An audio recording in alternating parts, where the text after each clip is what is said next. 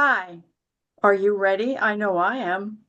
I'm Leslie Francis, and this is episode 3 in the Libra cycle of AstroSoup. So, we've got some questions we're going to be answering this week. Number one, can you integrate peace and harmony with intensity, passion, and a no holds barred approach? Can you hold space for connection and privacy simultaneously? Can you inhabit the two sides of the human coin, light and dark? So before we move on to what's in the bowl, I wanted to do something that would kind of lighten the mood before we start talking because some of the stuff is pretty intense. So as always, I picked a color card, and I hope in the next cycle in Scorpio, I'm going to have a guest come on and talk to us about color because it's not my area of expertise, although I do know that I love color. If my office and my clothes are any indication. Although someone a couple of days ago said, I only ever see you in black. It's like, well. So the color card for this week from the Ina Siegel's deck of color cards is white, and it's time to lighten up.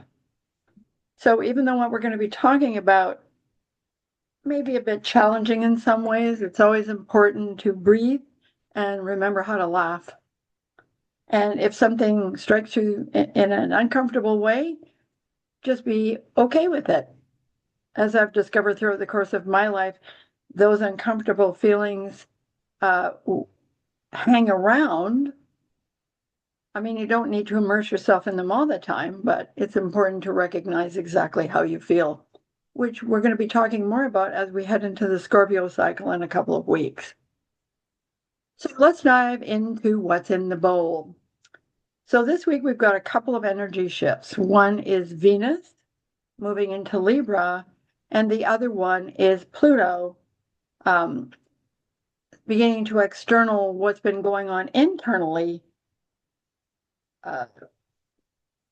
which we call in astrology, it's stationing to go direct, which means it's going to start moving outward and all its energy is not going to be consumed inwardly. So now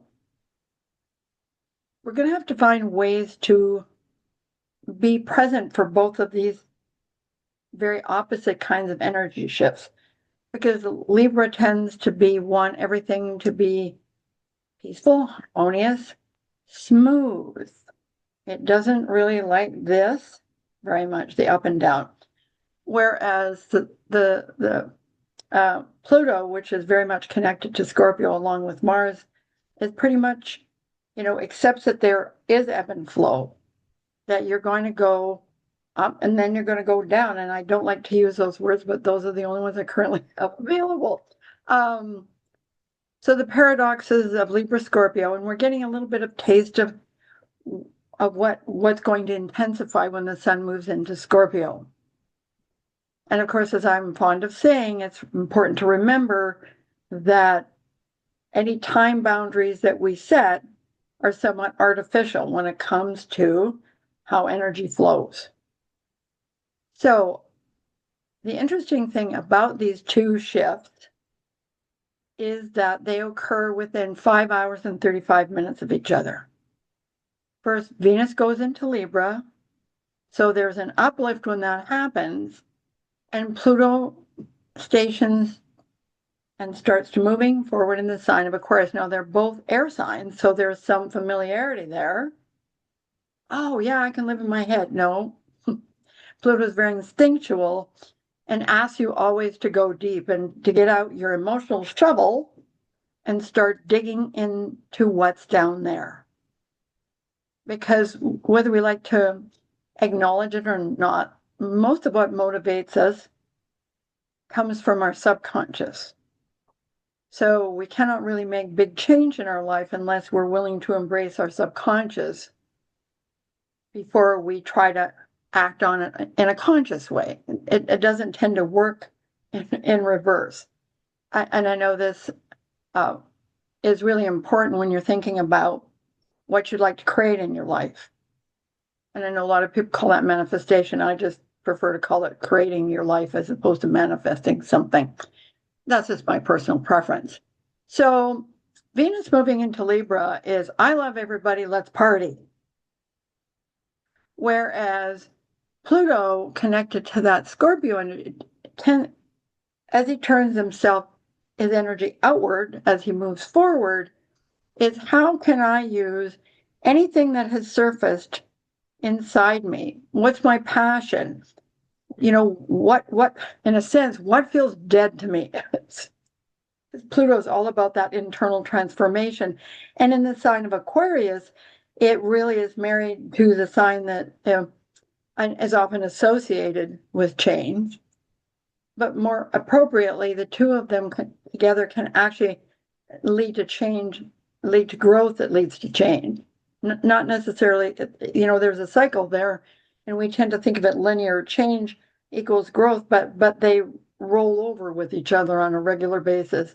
That didn't come out quite the way that I thought it was going to, but whatever. So, what? Do you have something to say, producer of mine? I was saying now you're PG-13. If you said Well, roll I'm I'd be startled. Just startled if someone under the age of 13 was listening to this. So, as Pluto does this, how are you going to take all those feelings you've been excavating and release them and get on with embracing the deeper changes that are needed? Connecting to your vulnerability is also a key message. It's interesting because, we often in astrology have some challenges around defining which planet is connected to feelings and emotions, and we tend to want to separate those things. But Venus and the moon both have a lot to say about that. And so whenever Venus is involved, there is really, when I say let's party, I'm not kidding. We want to lighten up. And Pluto's not opposed to that. It's just that from its perspective, there's not much to celebrate if you're going to stay stuck in the same space and place. And what I mean that more on an emotional feeling level than I necessarily mean it on a physical level. I don't mean that, as Pluto changes direction, you immediately need to change your physical environment.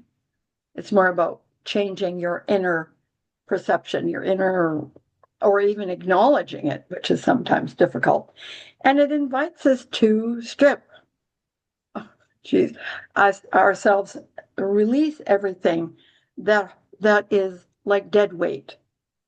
Now, it does it in a different way. Uranus, which is connected to Aquarius, will often come along and say, you know what, you refuse to change, so we're just going to essentially turn you upside down and turn you literally upside down and your world upside down to see how you feel about that. We humans are always in a push-pull relationship with security versus growth, which is strange because the moon tends to rule both of them in some way, shape, or form. So as we feel these two shifts within 5 hours and 35 minutes of each other, there's that lightning of the moon followed by, oh my God, I could be overwhelmed by stuff I didn't even know was there. So whenever Pluto stations to go retrograde, it really is a time for internalizing your, and I don't mean you suck everything up that doesn't belong to you. I mean, you go within and find out what your subconscious is trying to tell you. So, and I keep on trying to talk about vulnerability, and it keeps on moving over there and then gently coming back and waving at me and then moving over there energetically. I mean, so what does vulnerability mean to you? Well, for a lot of people, it means weakness. When in actual fact, the capacity to be vulnerable makes you stronger, because you are prepared to embrace all of who you are and all of, we humans are very complex beings most of the time. And our biggest challenge is sometimes to avoid trying to simplify everything because we think that somehow that makes it easy, rather than embracing our complexity and understanding that each of one of us is probably full of several paradoxes. And it's not a case of picking one over the other, which is why when we see these two planets, taking a major shift within 5 hours and 35 minutes of each other, it's an opportunity to realize integration is required. Pluto is not necessarily categorically opposed to parties, but the Libra energy is very much about connection and sociability and sharing perspectives and bridging things, whereas Pluto, because of the level of intensity that it believes you require to get the job done on an internal level, it is very reflective. That, along with Scorpio, with the energy of I want, Greta Garbo, I want to be alone. So, and of course, complicating this to some degree is that Mercury's just moved into Scorpio. And again, there's that processing energy, that thinking things through. So you have to be a little bit careful because Mercury in Scorpio can get pretty obsessive compulsive.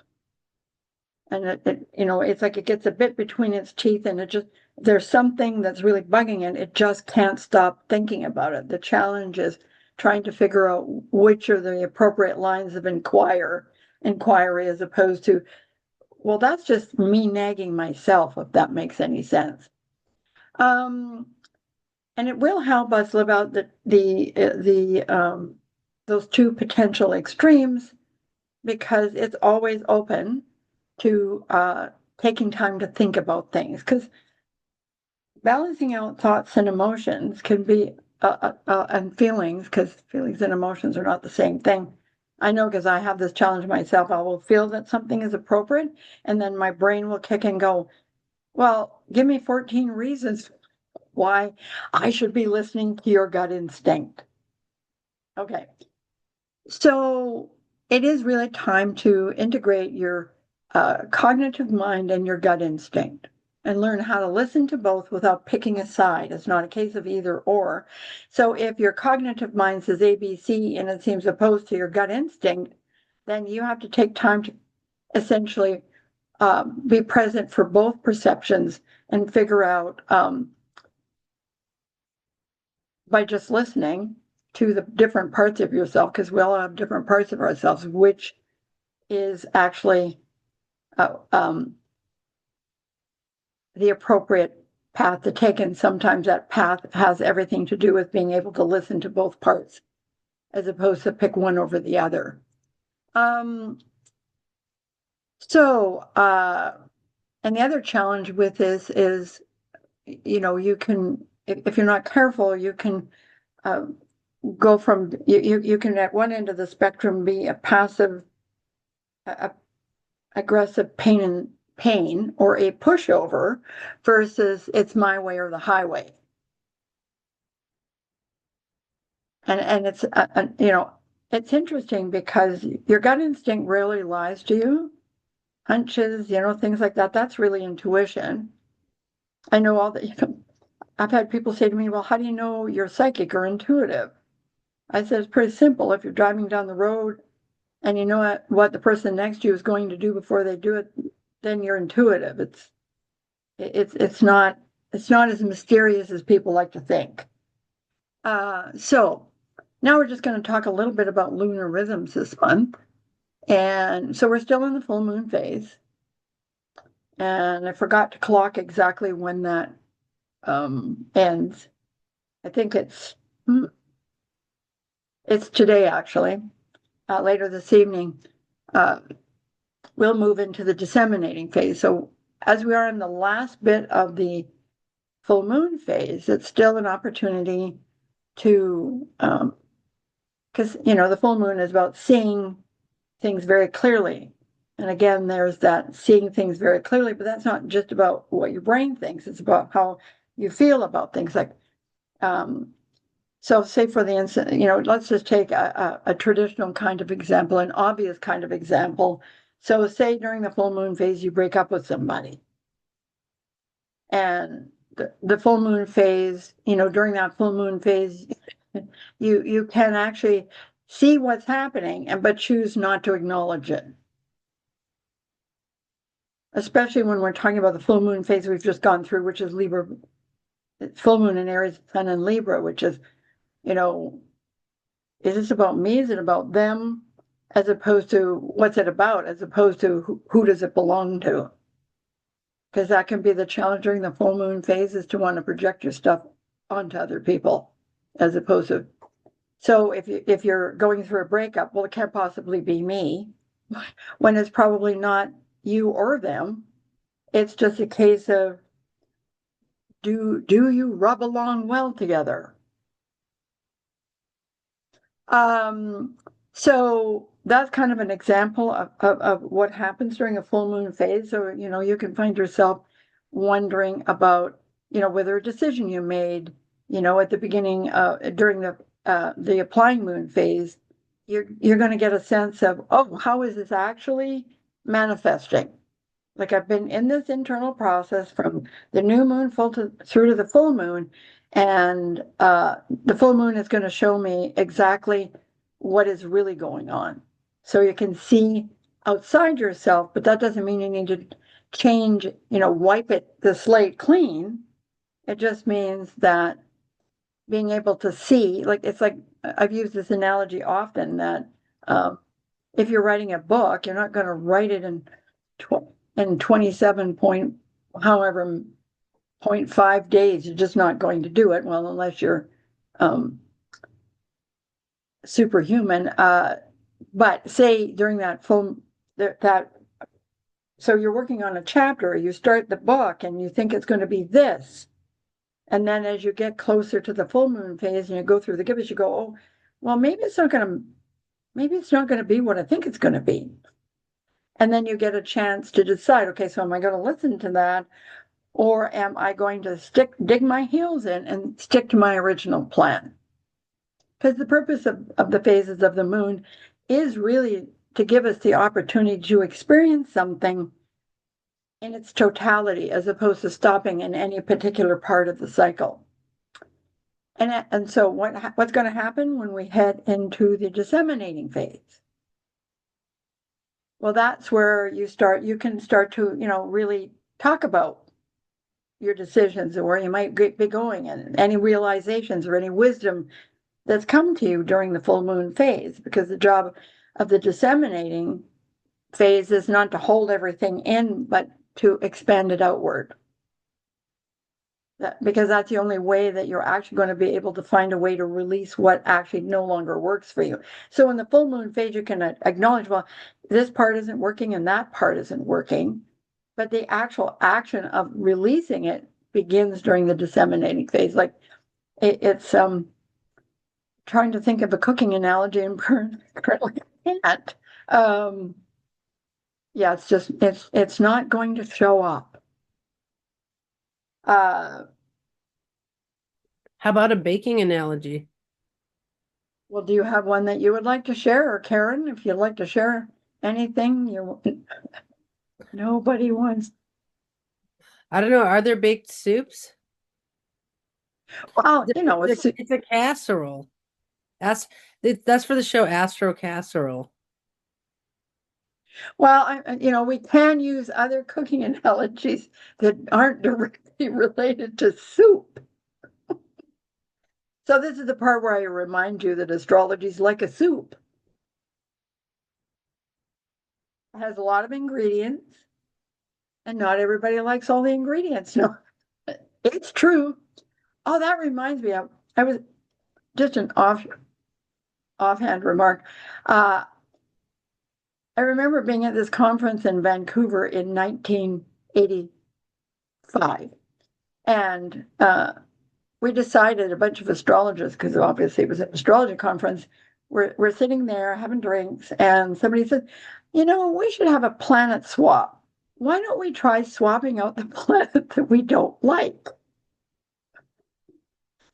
So, of course, as this proceeded, everyone realized that if you're going to trade with somebody, then you're going to end up with two of something that, maybe you don't want two of them. So our attempt to do a trade did not work out very well in life tends to be a lot the same. It's always wise, and that's the other thing the full moon can help you do it moving into the disseminating is really have a look at, I think do I really want to let go of it? And I think the irony of it is, just because in that situation you're going to let go of it. So I've been working on this mystery novel. And I found myself one day writing about something that didn't seem to have much to do with it, except it involved one of the characters. And what popped into my mind after about 10 minutes is maybe this is part of another book, or maybe it doesn't belong in this book. It doesn't make whatever it was in lose value. It just means it doesn't fit. And that's what we're working with in the disseminating phase is now that we have some clear view of where we're going, we can start to look at what doesn't fit and how we can let go of it. So those are the phases we're going to be dealing with. In episode 4, we'll be talking about what's going on from last quarter to the new moon, because in the 4th episode of the Libra cycle, we'll be talking about that new moon that happens just before the sun moves into Scorpio. So that's just a heads up of what's coming up next. So, and I did forget to mention, this is the kind of fun thing that tends to happen when you least expect it. And I find, and for some reason, I think this is magic. And sometimes I think the full moon is like magic. It's like all of a sudden everything clears up and you can see things clearly and in a way that you hadn't really anticipated. So I was busy getting my notes ready for today's episode. And I looked down in my lap and I found this stone. It was just there. I looked at it and thought, did I already have that stone? I'm not in the business of generally buying ones that are quite that small. And it might have showed up because it matches my nail polish. I don't know. But it was kind of a sign to me that right now the unexpected will occur.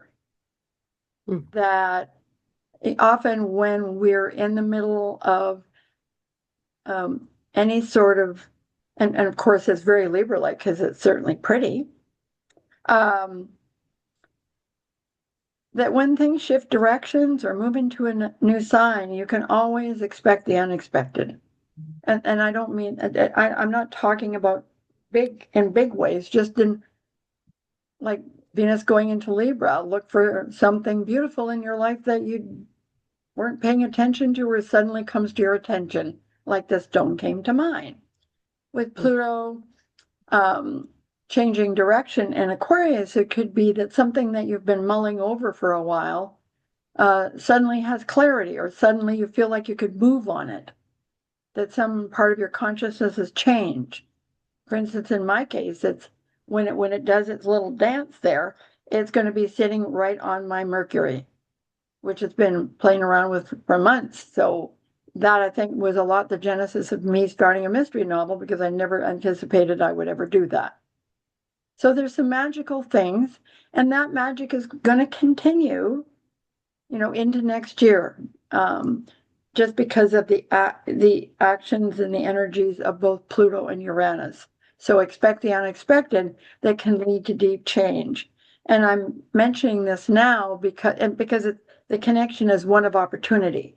So right now you could have been feeling like something that looked like a really good opportunity seems to have vanished or receded into the background.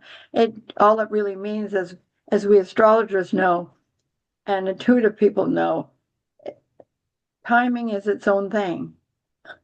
And would you like to say something about that? Yeah, well, I'm stuck on the part where you said if you don't like something in the Astro soup, you can basically take it out. So that's like when you're eating soup and you can just take things out of your soup that you don't like. Like you don't like mushrooms, you just take it out. You don't like. So then I'm wondering, in astrology, how do we do that? Okay, so it's like if you look at everybody's chart, not every planet has the same impact in everybody's chart. So it's not so Oh, okay, I'm getting lost in my own head, so this is not helping very much. It's a hard question. It's not easy. No, but I had an answer and then it went away. Oh, Then okay. it went away. Um, so in my mind, it's like, okay, so if the ingredients of your astro soup, otherwise known as your birth chart, they're not, are you always going to pay attention to everything equally? It depends on how loud they are. Does that Hmm. make sense? Yeah, like you might have mushrooms in your soup at one time, but it's not mushroom soup, right? Like, but you might have beef stew with a mushroom or two in it at under certain transits. Like I like that the different transits weight different parts of the soup in, you know, that's a good point. Yeah, I'm glad that worked because I kind of um tricked my now my brain is like, where are we going? It's not a Well, good. it was a highly philosophical question, but you started it by talking about it earlier. And then I told you that when you're talking, I think of things that I have to think about and talk to you about. And Oh, then I I appreciate that because if you have those questions, other people will have those questions. And it's really interesting because of course, and this is I'm just going to say it's because I'm an Aquarius, I see connections in ways that other people don't see them. And sometimes I get stuck actually because I don't think, well, that's not very logical. Why did you say that? Mhm. Um, so so also in the disseminating phase, you get to connect and share your experience, and you make it by making it useful to yourself and others.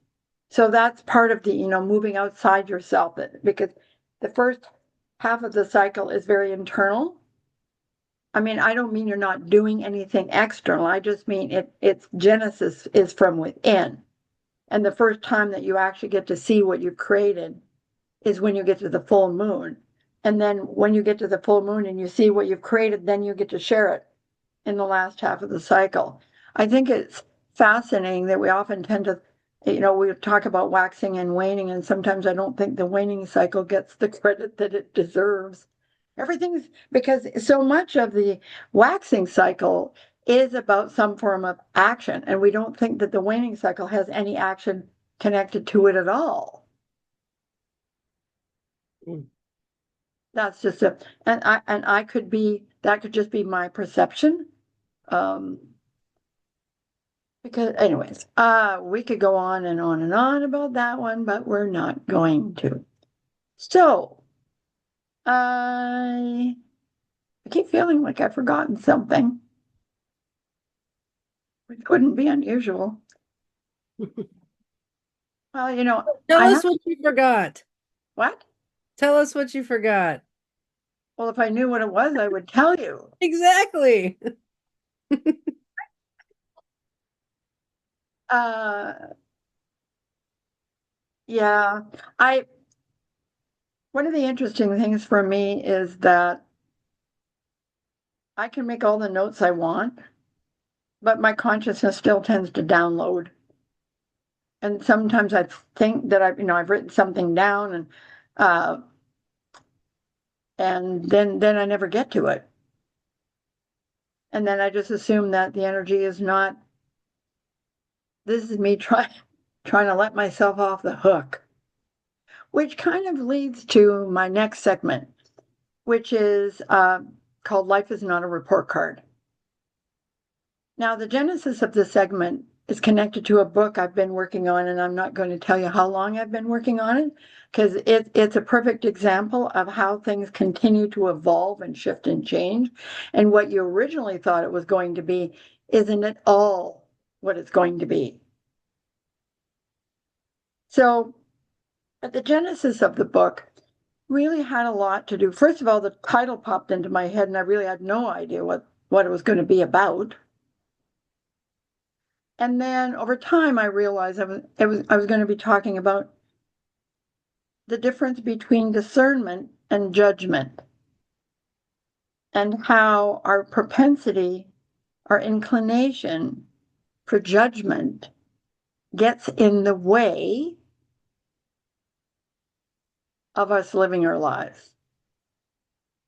And of course, as children, you know, it starts with things like, well, you don't tie your shoelaces that way.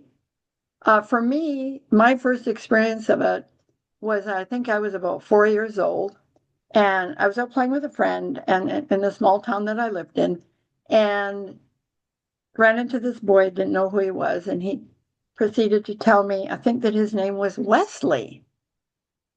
And I don't know, maybe my memory isn't working properly. I don't know. And when I told him what my name was, he proceeded to tell me that girls are not called Leslie. And I thought, well, I'm standing right here and I'm a girl and my name is Leslie. But so that I always wondered why I remembered that. And I thought, well, it's just because it's funny. And then I realized, no, that's not why I remembered. I felt judged in that moment. In other words, you don't exist because you're a girl and you have a name that you're not supposed to have.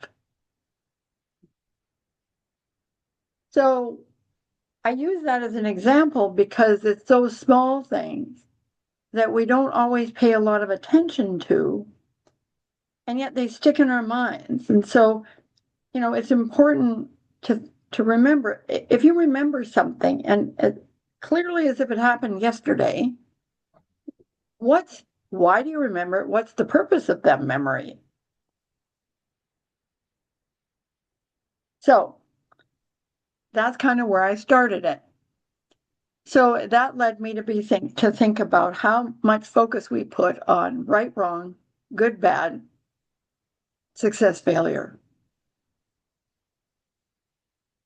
How those three things tend to keep us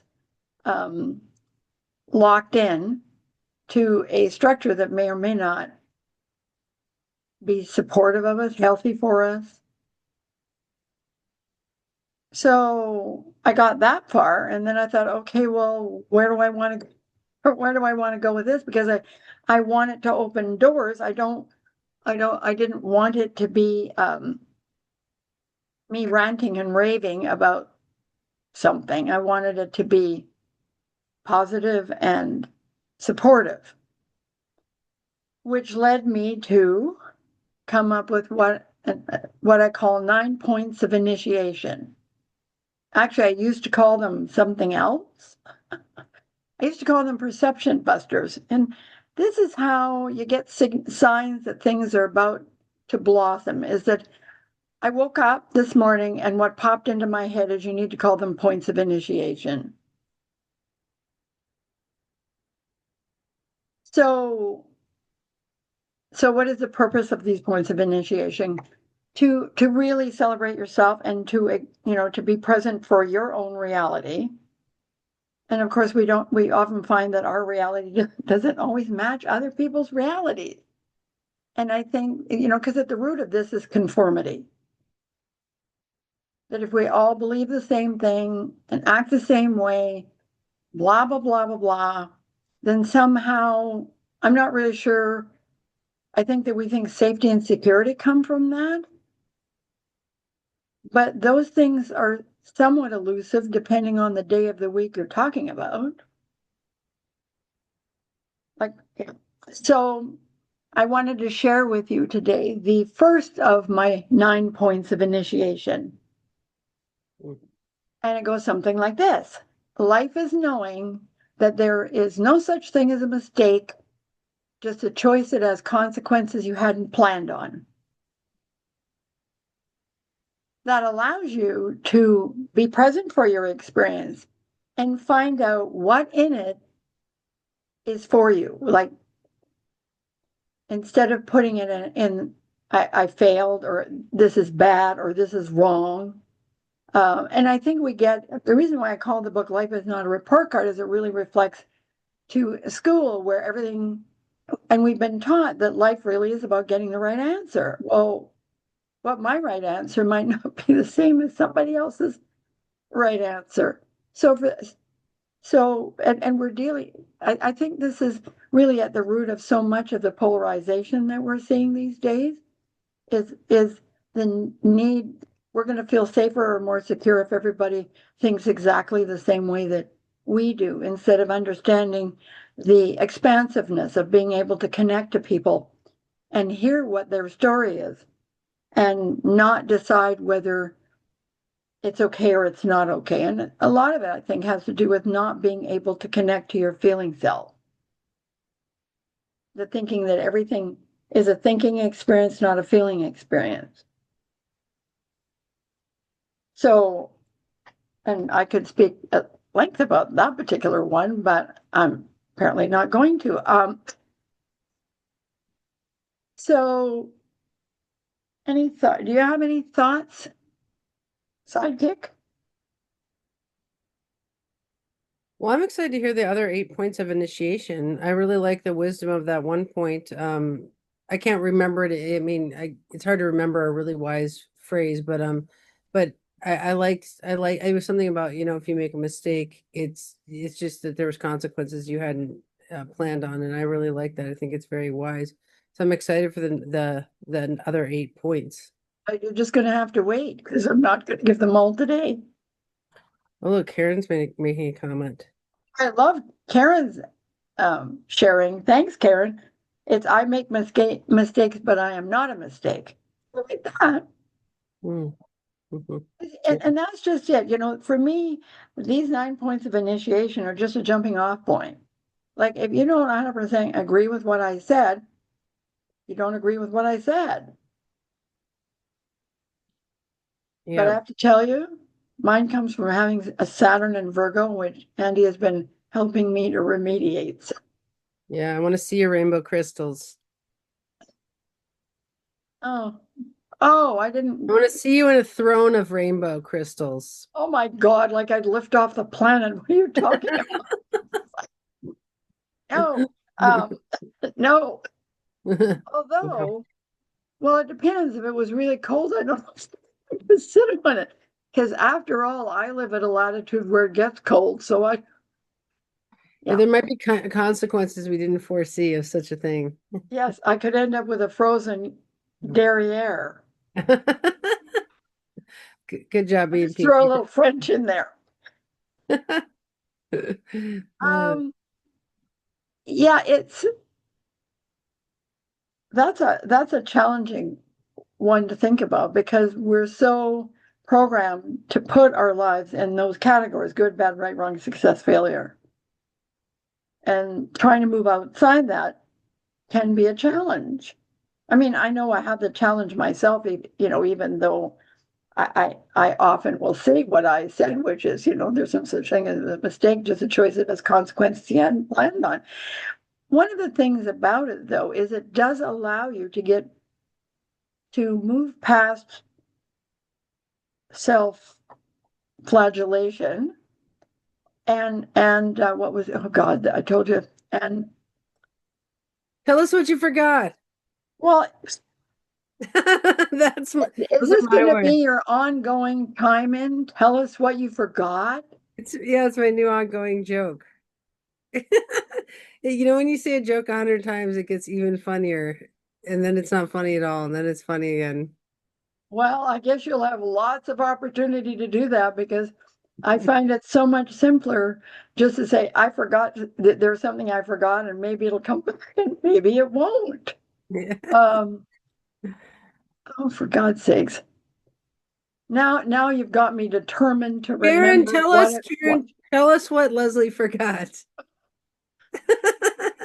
I don't think she's going to accept that challenge. If she's psychic, she will. Well, that doesn't mean she'll accept the challenge. It just means she's psychic. Oh, fine.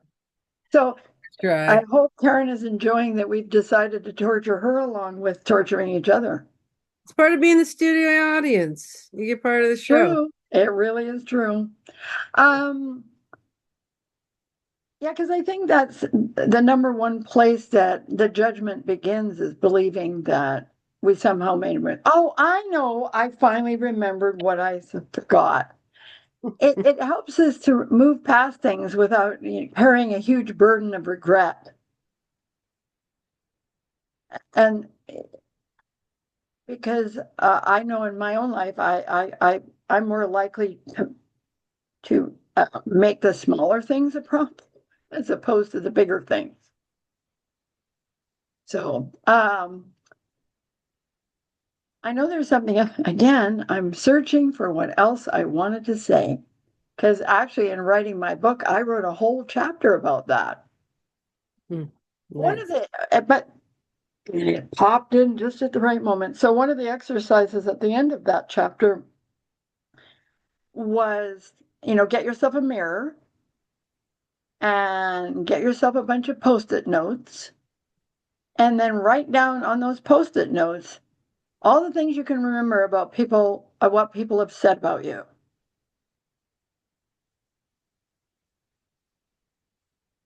I've used that in classes that I've taught, and it turns out to be a really useful and fascinating experience because we don't always, consciously remember everything that's ever been said to us about who we are. But when you write it down, it takes on a gravitas that it doesn't have if it's just floating around in your head. Because that's true. Let's face it. As a human being, do we really want to be judged by others and found wanting? And really, when it comes down to it, like if you've done something that doesn't work, you already know it doesn't work, and you don't really need someone to tell you that it doesn't work. But the way we've set, like school is a perfect example. If you don't pass this test, what does that equal? And I say this, I'm slightly happy that Karen's on the other side of Edmonton because she is a teacher. I'm not attacking teachers, I'm attacking the structure itself, and I'm not really attacking teachers either. I don't envy them their job. Trying to, support and nurture large groups of children. Oh, she said she's retired. I don't know why I got suddenly sensitive. I thought I'd done something wrong, which is a perfect example of what I'm talking about. So how do, so that exercise of using the mirror and the Post-it notes can really help you see and pay attention to how much weight you give to each of those comments, which ones really stick out to you more than the others. And then you'll have some sense of where your insecurities may lie.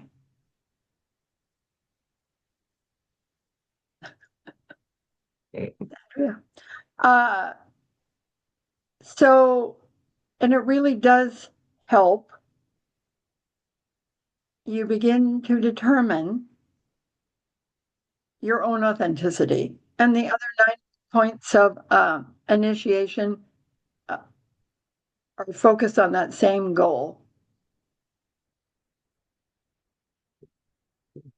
So I could talk more about that, but I think I'm going to wrap this up.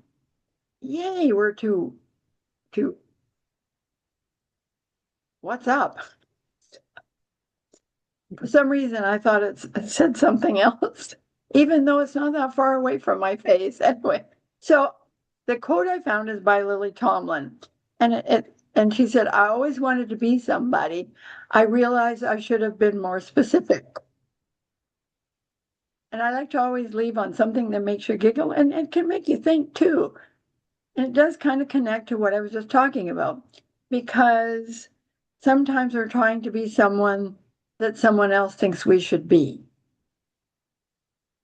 A perfect example of that is when my older son was, going into high school, and, he's socially very gifted and he's funny as hell. He was athletic, he was intelligent. And I thought, oh my God, he's going to be everything in high school that I was not. And then he didn't.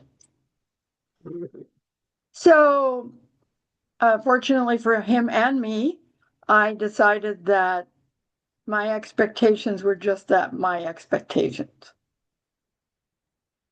So, anyways, thanks everyone for joining me, whether you're here live as Andy and Karen are, or whether you're going to be watching this on YouTube. Thanks again for supporting me. And until next time, be true to yourself.